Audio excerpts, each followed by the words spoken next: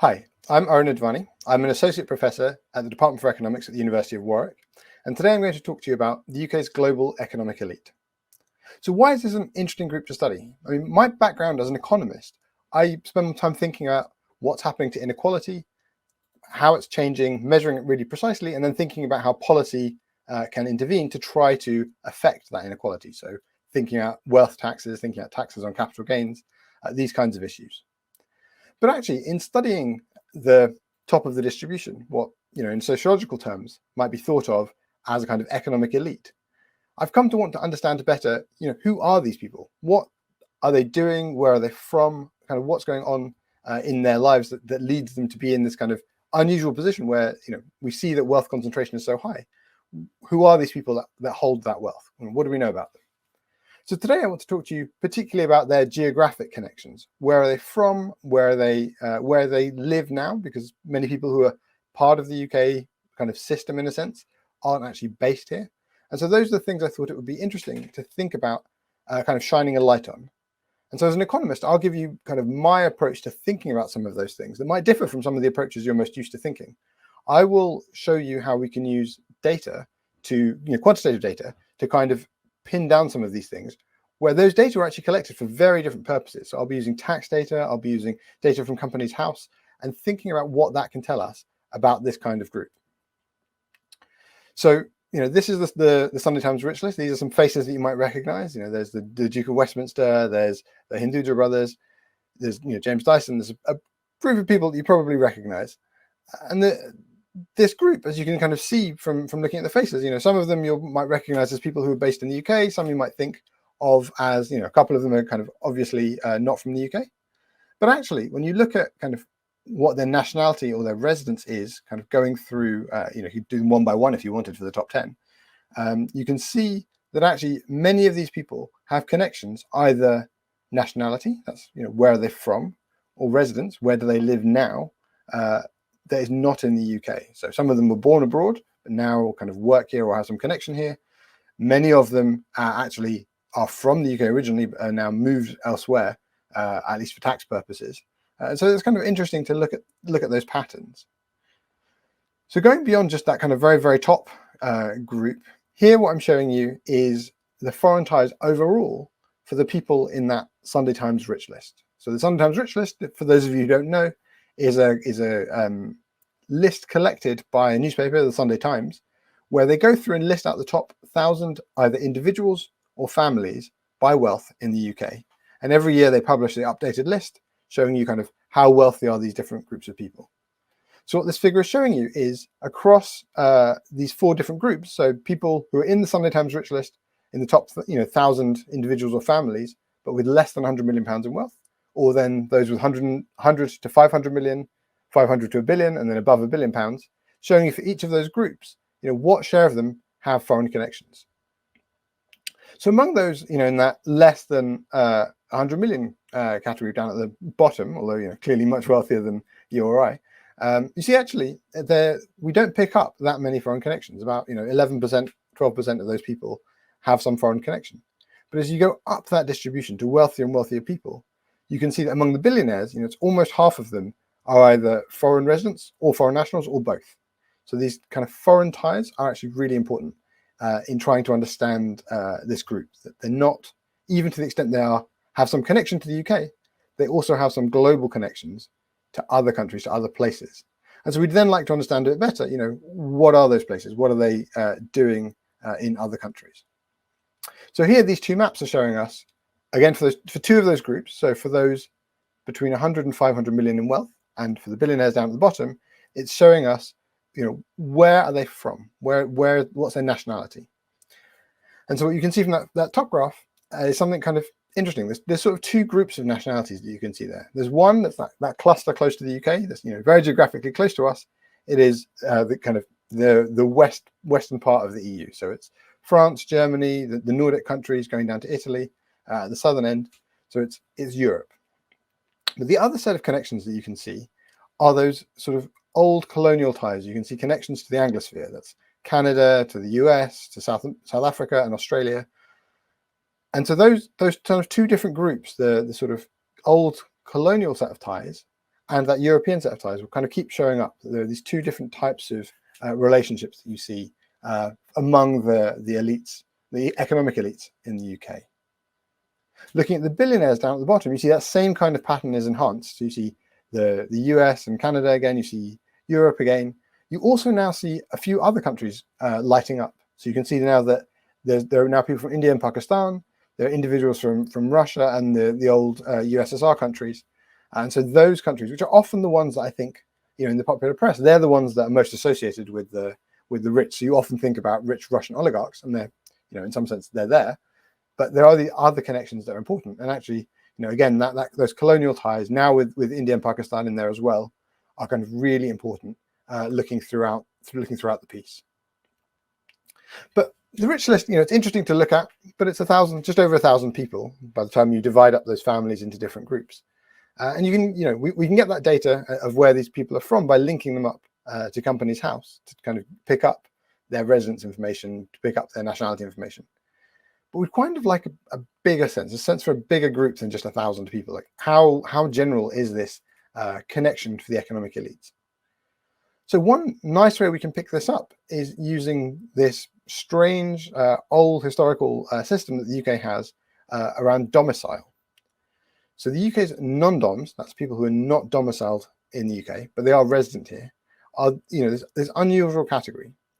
So your residence is where do you live? So it depends on, to be UK resident for tax purposes, it depends on how many days you spend in the UK, what other connections do you have into the UK? So do you own property here? Do you have family here? Those are the things that go into deciding, are you tax resident here? So a non-dom is someone who is tax resident here. So in principle, they're in the UK tax system. But they benefit from a special tax privilege that relates to people who are resident here, but not domiciled here. And so domicile is this kind of interesting sociological concept because it's about where your permanent home is. And your permanent home is clearly not something that's sort of verifiable. I can't look at you or just talk to you and know where do you think your permanent home is. Your permanent home is just wherever sort of deep in your heart you think you're eventually going to want to end up.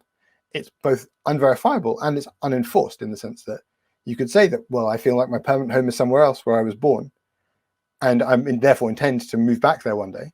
But you may never actually do that. You may end up discovering that you stay here and eventually die in the UK. But as long as you maintained that you had that permanent home elsewhere, that you had that intention to move back, that intention is enough to give you access to a kind of privileged tax regime. It has other effects as well, but for our purposes, it has this impact on your tax. And that's interesting for us because as an economist, studying kind of quantitative data about inequality, I use a lot of tax data to try to understand what's happening to inequality, to measure incomes, to measure wealth, and to see what's going on. And so the nice thing is that I can identify this group of people who have, enough connection to the UK that they are resident here, they live here, they're in the tax system, yet they claim that their permanent home is elsewhere. And so they have, they're in their heart somehow, they have this connection to somewhere else in the world. And that's kind of an interesting group to understand, how broad is this category? What is it about these people that means that they maintain ties to somewhere else? And what does that tell us about the global connections of the economic elite in the UK? So the reason that people claim this status is they get these tax advantages, as I said. So one of these is that you don't pay income tax or capital gains tax on foreign wealth. So that's quite a big benefit up front. So as you're kind of living in the UK, you're getting this benefit of not having to pay those taxes right now. But you also get this further benefit on inheritance tax. So apart from UK houses that you may own, all of the other kind of inheritance that you may have, that assets that are worldwide, you're not going to pay tax on, like somebody who is a UK domicile would. And so that's, again, interesting because, we think of inheritance as this way in which, a lineage is continued. That a father or a mother passes things on to their children and carries on some, heritage that passes on, these assets that pass on. And you think of these kind of families who you can date going kind of centuries back and look at how things have passed down through them. And so it's interesting that, the tax system interacts with this idea of where are you from, by saying, well, if you say that, you have some connection. That means that even if you're now living here, you intend to move back to somewhere else, we won't kind of interrupt that heritage. And that's interesting because the way that domicile actually came into the tax system, the reason that it matters, is actually a kind of colonial quirk, in a sense. it came into the tax system right when the income tax was invented.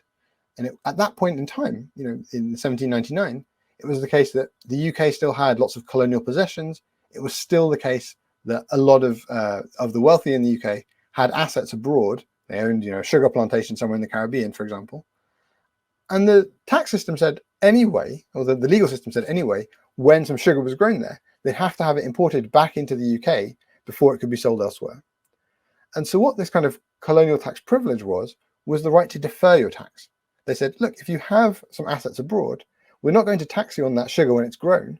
We'll wait until it comes onshore to the UK. And when it comes onshore, that's the point at which we're going to tax it. And since legally you're required to basically do that, that was just a deferral of tax. You didn't pay the tax until this arrived on shore.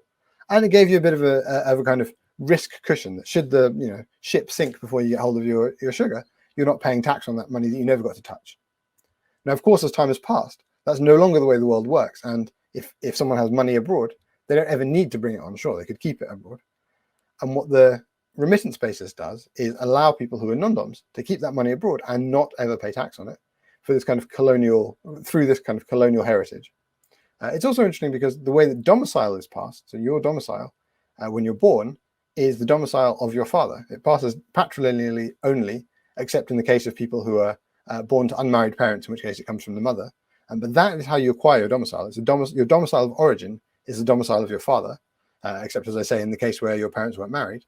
And then over time, you may acquire a domicile of choice. If you choose to live somewhere else, you can acquire a new domicile by saying, look, I've moved to another country and I'm now settled here and my heart is now here. And so I've got a new domicile. But otherwise, your domicile is not actually where you're born, but it's the domicile of your father. So these are kind of weird, interesting quirks. But I think, again, they bear some sort of looking into, and I think they have some sociological interest in thinking about why these sorts of concepts have ended up having kind of real economic consequences, in the sense they affect the way that we tax people.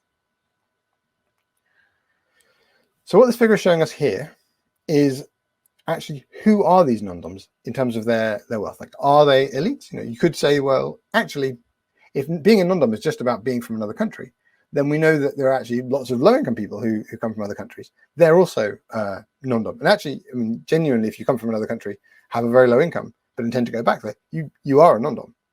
But in terms of who is claiming non-dom status and making use of non-dom status for tax purposes, what we can see here is that it's really concentrated among the very wealthy.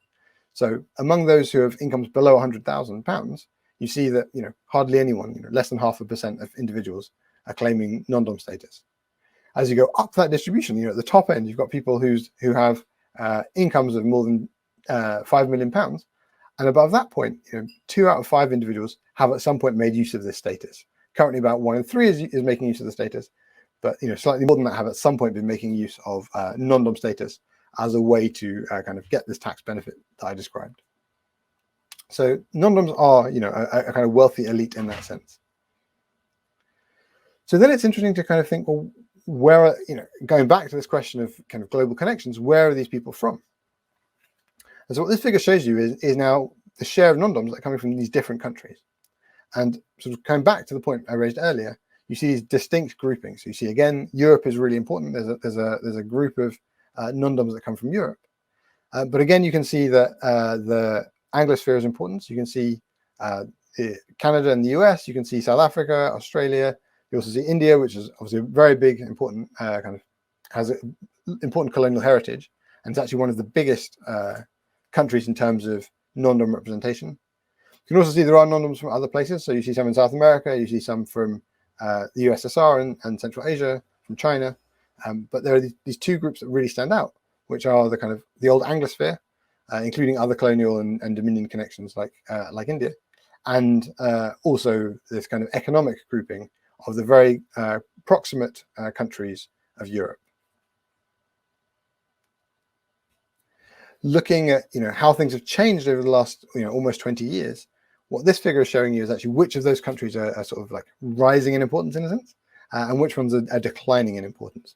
And so what you can see is that, again, the growth has actually been most stark, most notably there from India, which has been the fastest growing by a long way.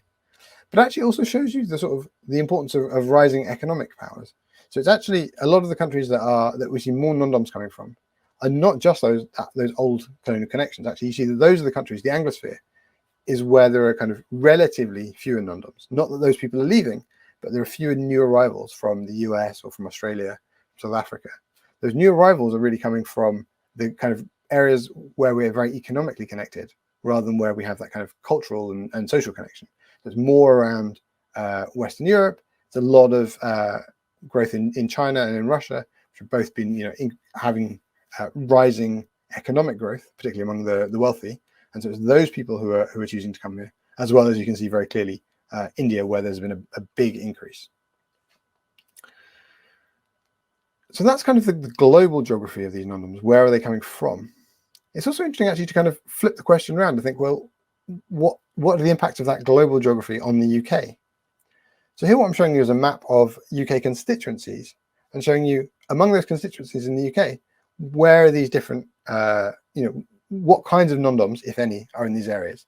So the light grey is showing you lots of areas where there aren't very many non-doms, so we don't have very much to say about those areas. There aren't enough that we'd want to draw any strong conclusions. What you can see is, although there are some of those dark grey hexagons, those are the areas where there's a kind of mix of non-doms from lots of different areas, so that we wouldn't want to really pin that down to anything. There's lots of areas that kind of show up in very clear colours. So you can see around London and the southeast, there's a very clear group of EU6 non-doms, and non-doms from the original original European community countries. You can see going further west from there, this big group of ex-Dominion non-doms. A bit further north from there, you can see the Indians. A bit further up from that, you can see actually a group of non-doms who are UK. So you can be a non-dom but have come from the UK. These are the people, for example, who have been born in the UK and even, maybe even to UK parents, but moved abroad, and having moved abroad for some time, come back here but maintain that their permanent home is abroad.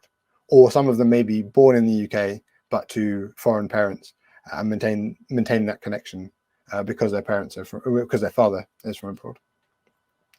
But so the interesting thing here is that it's not just that we see these kind of global connections, that people are from different places, but those have a really distinct impact on the UK map, that they show up in different parts of the country. And that tells us that actually, it's not just thinking about what are those international ties in themselves, but actually what are the implications for those national ties on what happens to UK inequality and what happens at different parts of the country here. And so in other work, we've actually looked at how this kind of growth of migration has had impacts on the geographic inequalities within the UK, because of the fact that migrants come to particular parts of the country. And actually here we see it's not just that migrants come to particular parts of the country, but migrants from different places come to different parts of the country. It's not only actually that we see this at different parts of the UK, but actually zooming in, looking here just at London, you can see that in these small areas, these are wards of London. So each of these little kind of shapes is about 5,000 people. And even in local areas at that level of locality, you can again see these different colours. You can see the UK non-doms towards the north end of London. In the middle, there's a group of EU-focused areas. There are distinct clusters where Indian non-doms tend to locate. A different set of ones south of the river, where you can see ex-Dominion migrants.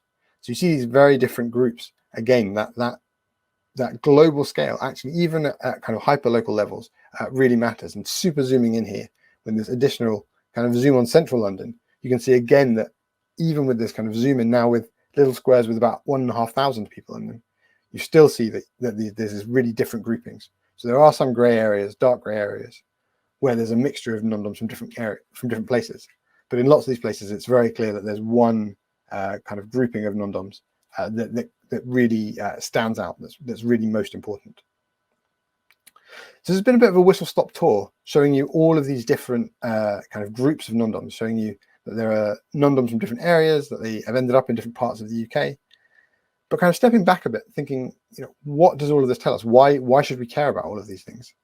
I mean, the reason that this is important is that we often think of there being this economic elite, these people who are we observe rising inequality in some dimensions. So income inequality certainly is rising. Wealth inequality, it's a bit more contentious depending on what measures you're using. But when we look at that, we often don't, certainly as an economist, have a good sense of, under the hood, who's in that group, what's happening, where is that coming from? And in a sense, is that rising inequality, say, within the UK, driven by changes inside the UK, or is it driven by the kind of global nature of the UK? What we can see from this is that migrants are really important.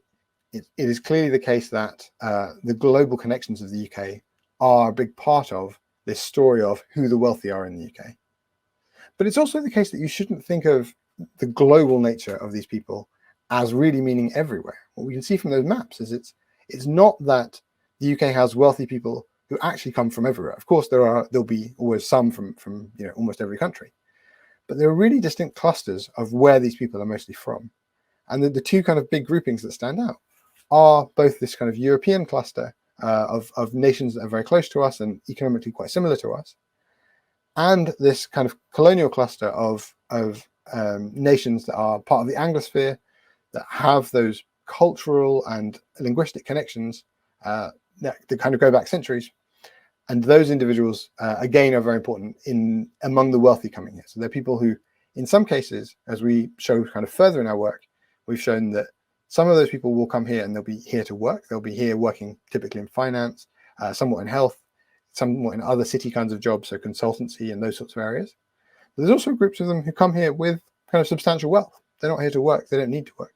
They come here to live here, to enjoy their life here, but they have those connections that they maintain abroad, and so they maintain this sort of non-dom status. So what we see is that there are these connections globally, but they're to particular groups of nations, and that when you look at how things have been changing and what's changing among the global economic elites, it's actually not those kind of cultural connections that seem to continue to be the most important. They're clearly there, but the areas that are growing fastest are actually being driven by economic trends. The areas from which we're getting an increasingly large number of non-doms, kind of in terms of the change over the last 20 years, are actually those areas where economically they're doing really well. And maybe not for everyone in the country, but at the top end there's been growth. And so what it tells us sort of going forward, and this is kind of where I'll wrap up, is that when we think about the economic elites within the UK, what we're seeing actually is a mirroring of economic trends around the world. It's those trends worldwide, those economic pressures worldwide, that are leading to there to be kind of wealthy individuals from other countries that are choosing to make their homes here, that are really driving a lot of what we're seeing that's kind of coming into the inequalities that we then observe in the UK when we measure what happens in the UK system. So I'll leave it there. Thanks very much.